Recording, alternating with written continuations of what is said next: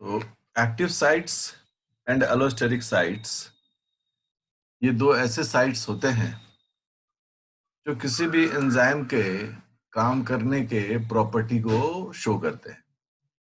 किसी भी एंजाइम में एक से ज्यादा एक्टिव साइट हो सकता है, ठीक है ना।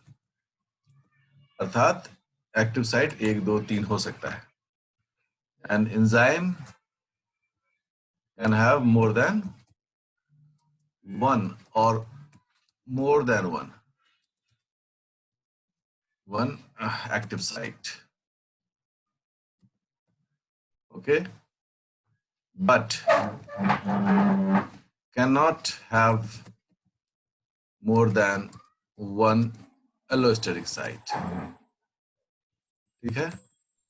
साथ ही साथ क्या कहता है कि एंजाइम may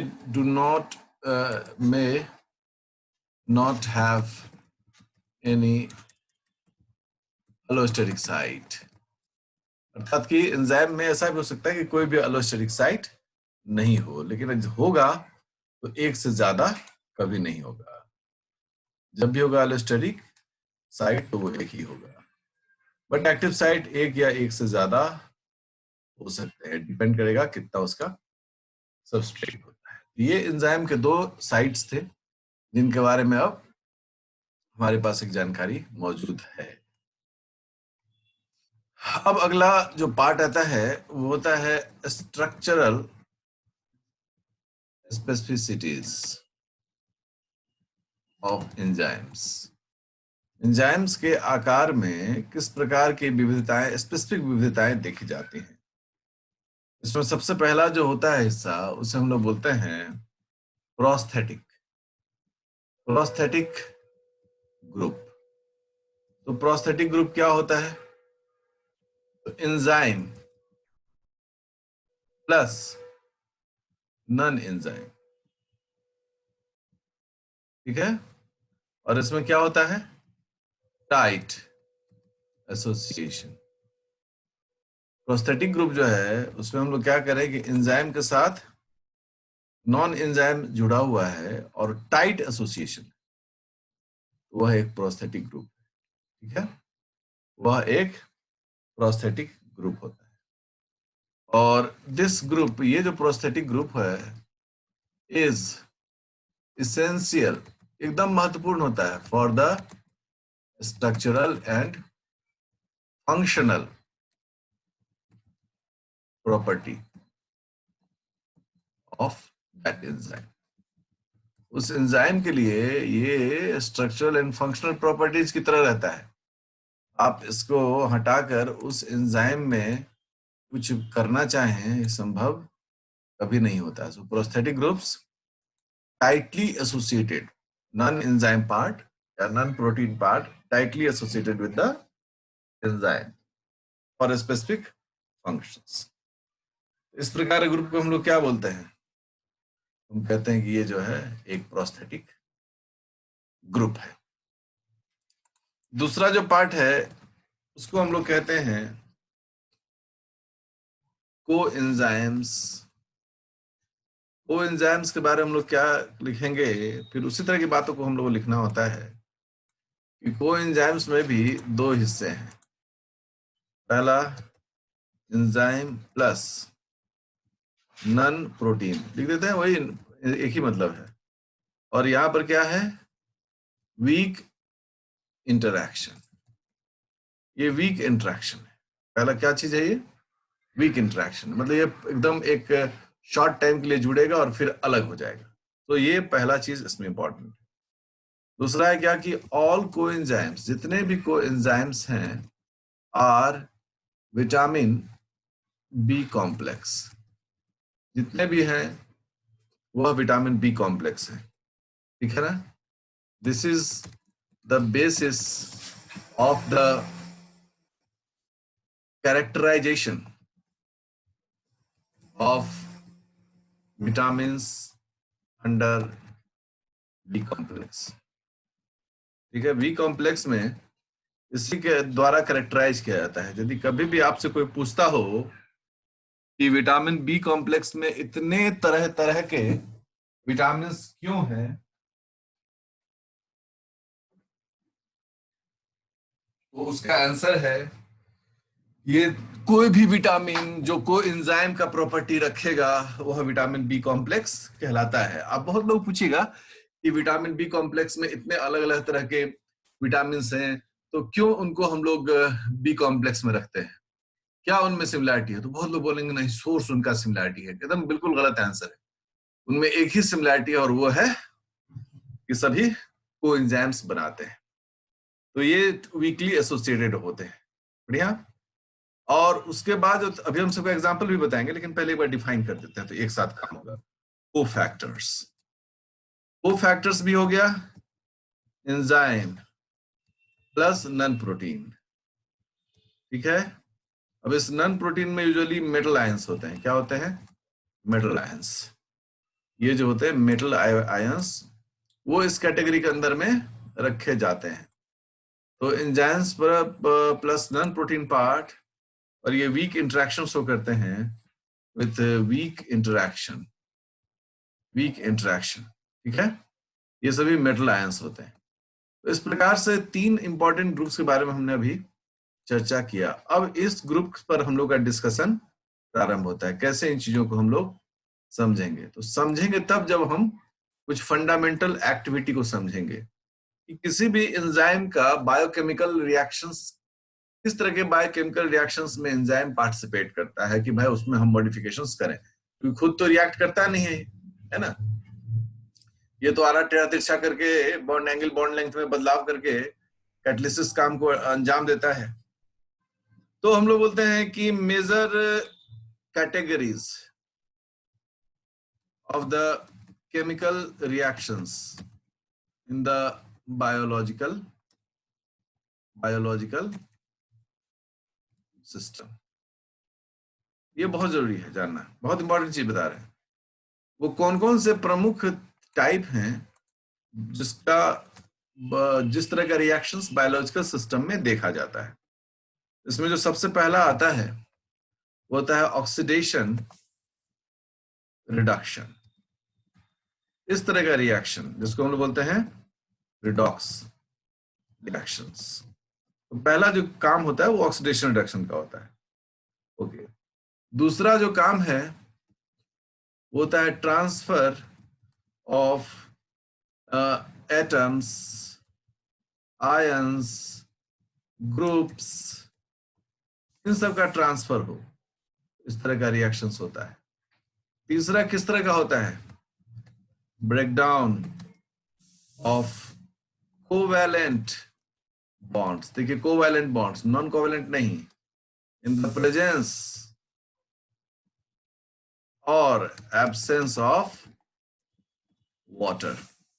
पानी के प्रेजेंस या पानी के एब्सेंस में हाइड्रोजन बॉन्ड ब्रेक डाउन करना कोवैलेंट बॉन्ड को। डी में क्या आता है? डी में आता है आइसोमेराइजेशन रिएक्शंस। जितने भी तरह के आइसोमेराइजेशन से काम हो, कोई भी फंक्शनल, स्ट्रक्चरल, जियोमेट्रिकल, स्टीरियोस्पेसिफिक, पोजिशनल, कुछ भी, ये इसके अंदर में आते हैं। और उसके बाद जो अगला रिएक्शंस होता है वो होता है कि ब्रेकडाउन के बाद एडिशन ऑफ कोवैलेंट बॉन्ड्स। तो जोड़ना भी जो है वह इसके अंदर में आता है। और इस प्रकार से ये जो मेजर कैटेगरीज हैं केमिकल रिएक्शंस के, वो यहाँ पर बिलोंग करते हैं। अब हमें कितनी सावधानी से इन सभी रिएक्शंस को समझना बुझना है, तभी हम समझ पाएंगे कि ये कोफैक्टर्स, कोएंजाइम्स कैसे काम करते हैं। Oxidation reduction, transfer of ions, break down पानी के प्रेजेंस में, पानी के एब्सेंस में, आइसोमेराइज कर देना, जोड़ देना कोवेलेंट बॉन्ड्स को। ये वो तमाम तरह के केमिकल रिएक्शंस हैं जिनके द्वारा बायोलॉजिकल सिस्टम में रिएक्शंस होते हैं। मतलब हमारे जो सेल है उसमें ये सब काम होता है। ये प्रमुख कार्य हैं जो यहाँ पर होते हैं। तो जिस जो प्रमुख कार्य हैं उन पर ही एंजाइम्स का बहुत ज्यादा ध्यान रहता है कि उस काम में कहीं मिस्टेक नहीं हो। और कोई सेल में बिना एंजाइम के कोई अगर काम हो रहा है तो वह देखा जाता है कि उसका क्या स्वरूप है, कहीं वो कोई खतरनाक काम तो नहीं हो रहा है। तो होते हैं बिना एंजाइम्स के भी काम होते हैं, जैसे कि वाटर एंड कार्बन डाइऑक्साइड जुड़कर कार्बोनिक एसिड बनाते हैं, इसमें कोई एंजाइम की जरूरत नहीं पड़ती है। लेकिन यदि वही बहुत तेजी से उस काम को कराना हो वहां पर एंजाइम की जरूरत पड़ती है कार्बोनिक एनहाइड्रेस का। तो ये एक तरह का चीज हमें देखने को मिलेगा। अब क्या होता है कि जब इस तरह के रिएक्शंस हो रहते हैं, अब देखो ड्यूरिंग दीज रिएक्शंस, जब ये रिएक्शंस हो रहा होता है, वन और मोर इंटरमीडिएट स्टेजेस आर ऑब्टेन्ड, है ना। अब वन और मोर इंटरमीडिएट स्टेजेस कहने का मतलब क्या होता है कि हम कोई एक प्रोडक्ट पाना चाहते हैं तो एक स्टेज में भी वो प्रोडक्ट मिल सकता है और कई स्टेजेस में भी वो मिल सकता है ना। जैसे अगर हमें सोचो कि पनीर बनाना है, तो ऐसा थोड़ी होगा कि सीधे पनीर मिलता है। दूध, फिर दूध को से बीच में अलग करके उसको प्रोसेस करके फिर फाइनली पनीर बनता है।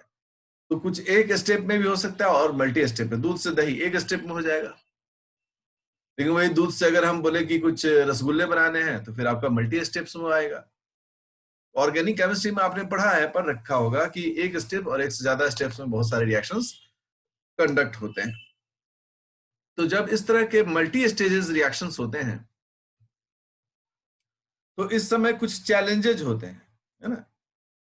तो जब ये मल्टी स्टेज, तो कि सम चैलेंजेस आर ऑब्जर्व्ड, कुछ चैलेंजेस होते हैं। अब बोलो भाई कौन सा चैलेंज है पहला? तो पहला होता है इलेक्ट्रॉन या प्रोटॉन लीक। इलेक्ट्रॉन या प्रोटॉन का लीक हो सकता है, ये एक बड़ा चैलेंज है। दूसरा चैलेंज क्या होता है? तो दूसरा चैलेंज है कि ट्रांसफर, हम सीधे एरर ट्रांसफर लिख देते हैं, एरर ट्रांसफर प्रोसेस। जाना था जापान, पहुंच गए चीन। किसी चीज को ए से बी पर जाना था, सी पर चला गया, तो भाई बड़ा गड़बड़ हो जाएगा। तीसरा क्या है? Chemical modifications. केमिकल मॉडिफिकेशंस मतलब क्या है? किसी में अल्काइल जुड़ गया, मिथाइल जुड़ गया, फॉर्माइल जुड़ गया, फॉस्फेट जुड़ गया, अमाइन जुड़ गया, मतलब कुछ न कुछ इसमें ऐसा चेंज हो गया कि वो मॉडिफाई हो गया। अगर आप देखना चाहते हैं तो मैं उस चीजों को दिखा भी सकता हूँ आपको, है ना। कि सपोज करो कि एक कंपाउंड है, ऐसा कंपाउंड है, अमाइनो एसिड है ना। इस अमाइनो एसिड में OH ग्रुप है, तो हम समझ जाते हैं कि ये कौन सा होगा। ऐसा अगर OH है तो हम कहते हैं कि ये सेरीन है। अब यहाँ पर कुछ भी हो सकता है, यहाँ पर CH3 भी जुड़ सकता है, CH3, या यहाँ पर फॉस्फेट जुड़ सकता है, यहाँ पर अमीनो जुड़ सकता है, कुछ भी हो सकता है। इस तरह के केमिकल मॉडिफिकेशंस हैं, तो वहां वो भी एक चैलेंज है कि मॉडिफिकेशन सही हो, गलत मॉडिफिकेशंस ना हुआ करें, है ना। फिर है क्या कि जो एडिशन रिएक्शन है उसमें भी हम कहते हैं कि एरर एडिशन, ठीक है। तो इस प्रकार से ये सभी चैलेंजेस होते हैं। आप कैसे इसको होल्ड करिएगा साहब? क्योंकि अगर आप इन सभी चैलेंजेस को होल्ड नहीं कर पाइएगा तो बहुत दिक्कत होगा, बहुत परेशानी आएगी। हम सब लोग पढ़ते हैं electron transport chain, oxidative phosphorylation में। वहां क्या है कि एक इलेक्ट्रॉन एक मेटल से दूसरे मेटल पर की ओर जाता है या एक जगह से दूसरी जगह जाता है। जैसे कि अभी एक सवाल उठा कि कैसे सर इलेक्ट्रॉन प्रोटॉन लीक का मतलब क्या?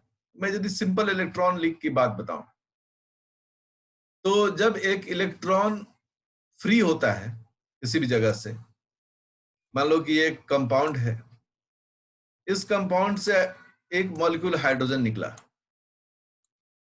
तो इस हाइड्रोजन को अगर तोड़ने का प्रोसेस किया गया वहां पर, तो इससे क्या होगा? एक इलेक्ट्रॉन और एक प्रोटॉन निकलेगा, ठीक है। एक इलेक्ट्रॉन एंड प्रोटॉन निकलेगा। अब इस इलेक्ट्रॉन को हमको किसके पास पहुंचाना है? इस इलेक्ट्रॉन को हमको किसी दूसरे कंपाउंड के पास पहुंचाना है। अगर हम उस वहां नहीं पहुंचा पाएंगे तो रिजल्ट क्या होगा? रिजल्ट होगा कि ये इलेक्ट्रॉन लीक कर जाएगा, और उसके बाद इस इलेक्ट्रॉन को कैच करने के लिए ऑक्सीजन या जो स्ट्रॉन्ग इलेक्ट्रॉन एफिनिटी रखने वाले एलिमेंट्स ऑक्सीजन या नाइट्रोजन, वह इस इलेक्ट्रॉन को लेंगे और सिस्टम को डैमेज कर देंगे। तो हमको इससे यहां तक पहुंचाना है, इस काम में हमें कोएंजाइम्स की आवश्यकता पड़ती है। अब इसी सब चीजों पर थोड़ी सी डिस्कशन और जागृति हम लोग फैला रहे हैं। आप याद रखिए, एंजाइम्स का खूब अच्छी जानकारी एंजाइम्स की बायोलॉजिकल साइंस में घटनाओं को समझने में बहुत मदद करता है। अब देखिए, कोएंजाइम्स के बारे में हम लोग चर्चा कर रहे हैं और इस तरह के चैलेंजेस हैं यहाँ पर। तो जैसा कि मैंने कहा कि कोएंजाइम्स जो हैं वह यूजुअली विटामिन बी कॉम्प्लेक्स है। तो ये कोएंजाइम्स का एक टेबल जो है हम लोग बना रहे हैं ताकि हम लोग उस चीज को समझ सके। ठीक है, name, reaction and source, vitamin. यह हमने इसको 4 हिस्से में बांटा। कौन सा कोएंजाइम है, उसका पूरा नाम क्या है, किस तरह का रिएक्शन करता है वो, और उसका सोर्स विटामिन क्या है। बस इसी पर हम लोग को ध्यान देना है। ठीक है, सबसे पहला जो कोएंजाइम है जिसको हम लोग ले रहे हैं वो है NAD। NAD का फुल फॉर्म होता है निकोटिनामाइड एडेनिन डाइन्यूक्लियोटाइड। ये इसका फुल फॉर्म होता है। इसका रिएक्शन, किस तरह के रिएक्शन को ये मैनेज करता है, हम लोग बोलते हैं रिडॉक्स रिएक्शन। मतलब ये वहां यूज होगा जहां पर इलेक्ट्रॉन लेन देन या प्रोटॉन लेन देन का काम होगा, वहां पर ये होगा। और इसका सोर्स कौन सा विटामिन होता है, विटामिन निकोटिनामाइड। ये विटामिन है, यह इसका सोर्स है। ठीक है, सेकेंड जो है वो है FAD। यह भी उसी परिवार से बिलोंग करता है, लेकिन इसका सोर्स जो है वो अलग है। फ्लैविन, एडेनिन डाइन्यूक्लियोटाइड। ये जो फ्लैविन एडेनिन डाइन्यूक्लियोटाइड है, यह भी इसी परिवार का है। रिडॉक्स रिएक्शंस को ये मैनेज करता है उसको। और इसका जो सोर्स है वह सोर्स क्या है, तो सोर्स है विटामिन B2। विटामिन B2 का फुल फॉर्म होता है राइबोफ्लेविन, इसी से नाम आया इसका। तीसरा है FMN। ठीक है, फ्लेविन मोनोन्यूक्लियोटाइड। फ्लेविन मोनोन्यूक्लियोटाइड ये भी इसी परिवार का है। ये भी रिडॉक्स रिएक्शन को कैटलाइज करता है। ठीक है, और इनका भी सोर्स जो है यही है, राइबोफ्लेविन। चौथा जो ग्रुप इससे बिलोंग करता है उसका नाम है TPP। इसका है थियामिन पायरोफॉस्फेट। ये थियामिन पायरोफॉस्फेट जो है यह किस तरह के रिएक्शंस को कैटलाइज करता है, हम लोग बोलते हैं कि ये जो है aldehyde transfer, aldehyde group transfer. अब देखिए, ट्रांसफर रिएक्शन हम ऐसे लिखते हैं, ट्रांसफर रिएक्शन इसका एल्डिहाइड ग्रुप का। ठीक है, और इसका सोर्स क्या है, इसका सोर्स विटामिन B1 है। ठीक है, विटामिन B1 का क्या नाम होता है, इसका नाम है थियामिन। तो इस प्रकार से आप देख रहे हैं कि सभी कोएंजाइम से ही बिलोंग कर रहे हैं, है ना। कोई भ्रम की स्थिति नहीं है यहाँ पर। सब चीजें बहुत ही साफ सुथरे स्पष्ट तरीके से हम लोग भर रहे हैं। अब देखिए, कोएंजाइम ए का फुल फॉर्म COA का मतलब होता है कोएंजाइम ए। कोएंजाइम ए जो है इसका क्या काम है, किस प्रकार के रिएक्शंस में पार्टिसिपेट करता है, तो ट्रांसफर रिएक्शन। और किस प्रकार के ट्रांसफर रिएक्शन को ये कंडक्ट करता है, हम लोग कह रहे हैं कि एसाइल। एसाइल समझते हैं ना, फैटी एसाइल। तो वो जो ग्रुप है वो acyl group transfer, acyl transfer reaction, ये एसाइल ट्रांसफर रिएक्शन करता है। और यहाँ पर कौन सा विटामिन इसके लिए रिस्पॉन्सिबल है कोएंजाइम ए के लिए? ये है nicotinic acid, vitamin nicotinic acid, यह जो है इस परिवार से बिलोंग करता है।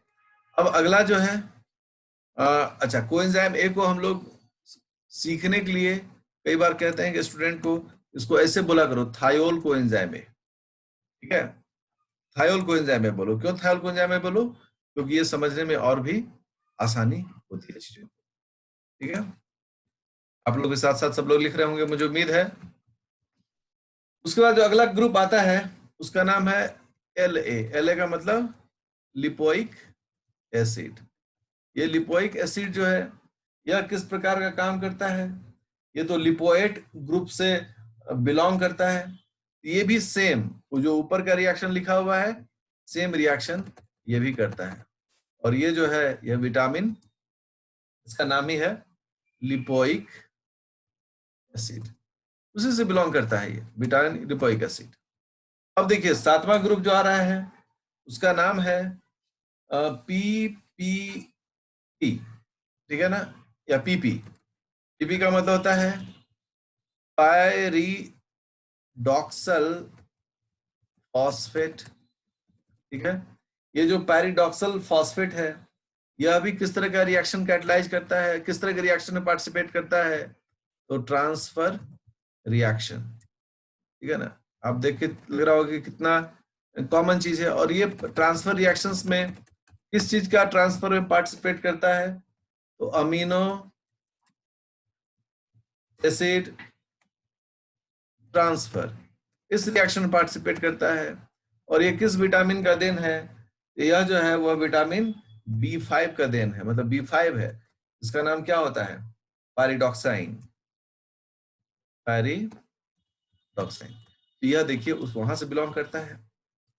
अगर 8वें कोएंजाइम के बारे में हम लोग चर्चा करें उसका नाम है H4। H4 का मतलब होता है कि टेट्रा हाइड्रोफोलेट। और ये टेट्रा हाइड्रोफोलेट क्या करता है?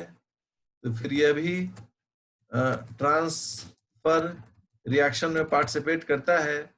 किस प्रकार का ट्रांसफर ये चीजों को करता है?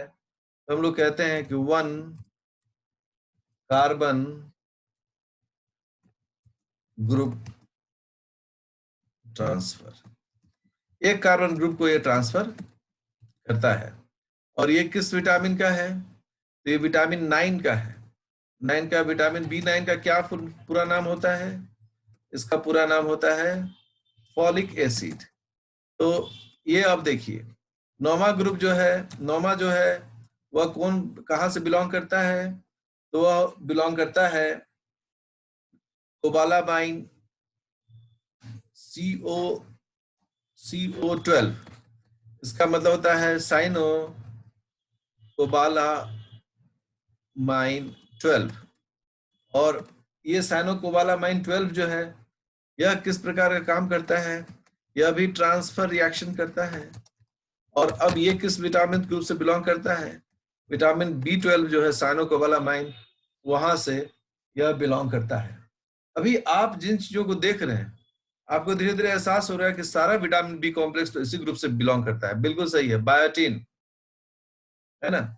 बायोटीन जो है उसका नाम ही है बायोटीन, इसमें कहीं कोई चर्चा की बात नहीं है अलग से। और यह किस तरह का रिएक्शन करता है? यह कार्बोक्सिलेशन मतलब एडिशन रिएक्शन। एडिशन रिएक्शन में कौन सा एडिशन रिएक्शन कराता है? यह कराता है कार्बोक्सिलेशन, मतलब कार्बन डाइऑक्साइड को जोड़ना। और ये कौन सा विटामिन से बिलोंग करता है? विटामिन बायोटीन ही कहते हैं। सबका नाम दिया हुआ बी में, लेकिन these are the popular terms. तो यहाँ अगर आप गौर कर रहे हैं इस पूरे टेबल में, यू कैन इजीली सी कि सबसे ज्यादा रिडॉक्स रिएक्शंस, ट्रांसफर रिएक्शंस, इस तरह की चीजों को यह करता है। अब मन में कई बार सवाल उठता है कि भाई क्यों यहाँ जरूरत है, क्यों ट्रांसफर रिएक्शंस या रिडॉक्स सिस्टम, इसकी बहुत ज्यादा आवश्यकता होती है, बहुत ज्यादा आवश्यकता होती है, क्या जरूरत है? क्यों जरूरत है? तो मैंने पहले ही कहा है कि जब हम कोई रिएक्शंस को कर रहे होते हैं तो उस रिएक्शंस के दरमियान में अगर वो मल्टी स्टेप रिएक्शन है तो आप निश्चित रूप से याद रखिए उसके दरमियान में बहुत सारे छोटे छोटे स्टेजेस होते हैं। मैं एक एग्जांपल को समझाता हूं, जब मैं थोड़ा को फैक्टर्स के बारे में बताता हूं तब मैं एग्जांपल्स को कुछ केमिकली भी समझाऊंगा। जहां तक को फैक्टर्स की बात है तो मेटल जो बाइवैलेंट है, डाइवैलेंट है, मेटल डाइवैलेंट्स हैं इसके example like magnesium ion, like manganese ion, like zinc ion, like ferrous ion, like cobalt ion, like निकल आयन, मतलब इसी प्रकार के सभी मेटल डाइवैलेंट जो होते हैं वह इस ग्रुप से बिलोंग करते हैं, ठीक है ना। और इसलिए इनका बड़ा रोल जो है वो बहुत ही पर्टिकुलर और बहुत पिक्यूलियर रोल अदा स्टडी किया जाता है। इस ग्रुप में आपको मिलेंगे पोटेशियम आयन। देखिए पोटेशियम क्या है, मोनोवैलेंट है ना, मोनोवैलेंट कैटायन है, एक ही प्लस चार्ज इसमें रहता है। मैग्नीशियम आयन जो है वो सबसे ज्यादा पाया जाने वाला है, the most abundant one is the magnesium ion, यह सबसे ज्यादा होता है। अब हम लोग सिंपल बोलते हैं कि कोई reaction, any reaction where negative charge groups are present, negative charge groups are present, cofactors, cofactor participation with enzyme is essential।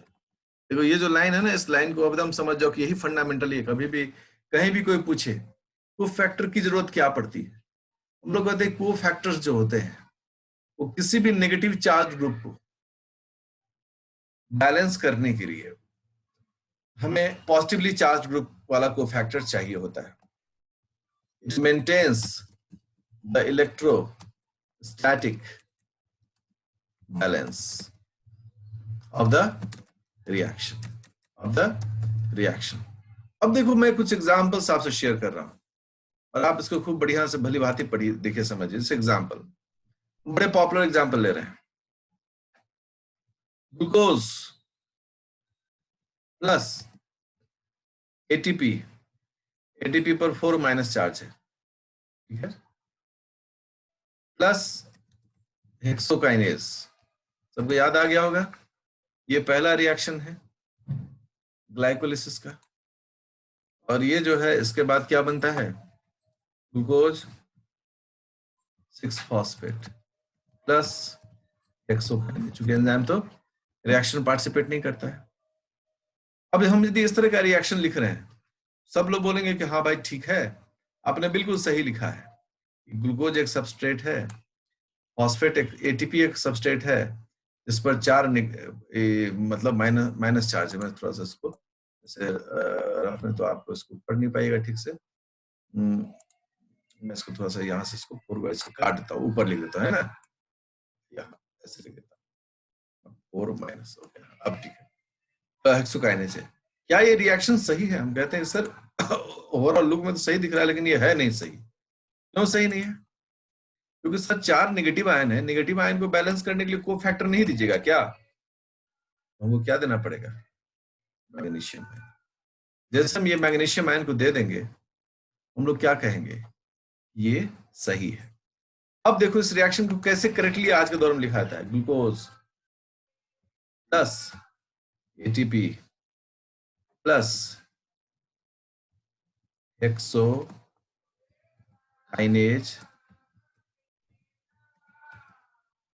देख रहे हैं सब लोग, उसके बाद ग्लूकोज 6 फॉस्फेट प्लस एंजाइम जो है आपका प्लस हेक्सोकाइनेज मैग्नीशियम। देखो ये रिएक्शन लिखने का स्टाइल है, इसको इसमें सारा चीज लिखा हुआ है। कैसे? देखिए सबस्ट्रेट पहला, सबस्ट्रेट दूसरा, ठीक है। आप एटीपी के ऊपर अगर 4 नेगेटिव चार्ज देना चाहते हैं दे दीजिए, 4 नेगेटिव चार्ज, ठीक है। ये आप आराम से एटीपी के ऊपर लगा दीजिए, आपको पता है। ओके, फिर आप एंजाइम लिखते हैं और आपने एंजाइम के साथ क्या जोड़ दिया है, मैग्नीशियम का 2 चार्ज। इसको वर्ड में लिखना होता है तो हम लोग क्या लिखते हैं, मैग्नीशियम डिपेंडेंट एंजाइम। ये मैग्नीशियम आयन डिपेंडेंट एंजाइम है। यहाँ मैग्नीशियम आयन क्या कर रहा है, हम कह रहे हैं यहाँ जो मैग्नीशियम आयन है यह इस माइनस चार्ज को मैनेज कर रहा है। किस माइनस चार्ज को मैनेज कर रहा है, इस माइनस चार्ज को मैनेज कर। जैसे हम लोग पढ़ते हैं डीएनए पॉलीमरेज, डीएनए पॉलीमरेज के साथ अगर हम मैग्नीशियम आयन और हम वो भी दो मैग्नीशियम आयन या और 2 जिंक आयन नहीं लिखें तो समझिए कि नंबर गया, नंबर को कोई रोक नहीं सकता है। क्योंकि जो डीएनए पॉलीमरेज है वह इनके बिना तो काम ही नहीं कर पाएगा, चाहे उनको 2 मैग्नीशियम दें आप, चाहे दो जिंक आयन दें। इस को फैक्टर के बिना ये एंजाइम काम ही नहीं करेगा। अगर को फैक्टर को हम नहीं लिखते हैं जहां पर चार्ज है वहां पर, अब देखो डीएनए पॉलीमरेज के लिए सबस्ट्रेट क्या है, हम लोग सर डीएनए पॉलीमरेज का सबस्ट्रेट डीएनए है और डीएनए पर सम ऑफ चार्ज क्या होता है, हम लोग कहते हैं फॉस्फेट के कारण वहां नेगेटिव चार्ज होता है सर, तो बैलेंस कौन करेगा, बैलेंस तो करना पड़ेगा ना। तो ऐसे तमाम एंजाइम्स जो इस प्रकार से नेगेटिव चार्ज वाले कंपाउंड्स के साथ रिएक्ट कर रहे हैं, तो इलेक्ट्रोस्टैटिक बैलेंस करने के लिए उनको निश्चित रूप से कोफैक्टर्स चाहिए ही चाहिए और कोई उपाय नहीं है, वो काम उनको करना ही पड़ेगा।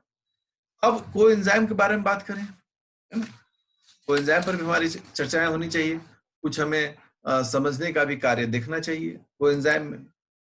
तो सोचो कि अगर हमने एक कोएंजाइम को देखा कि एंजाइम का नाम है पीजीएल फॉस्फोग्लिसरॉल्डिहाइड डिहाइड्रोजिनेज, ठीक है ना, शॉर्ट फॉर्म में से हम लोग कहते हैं पीजीएडी, है ना, फॉस्फोग्लिसरॉल्डिहाइड डिहाइड्रोजिनेज, ठीक है।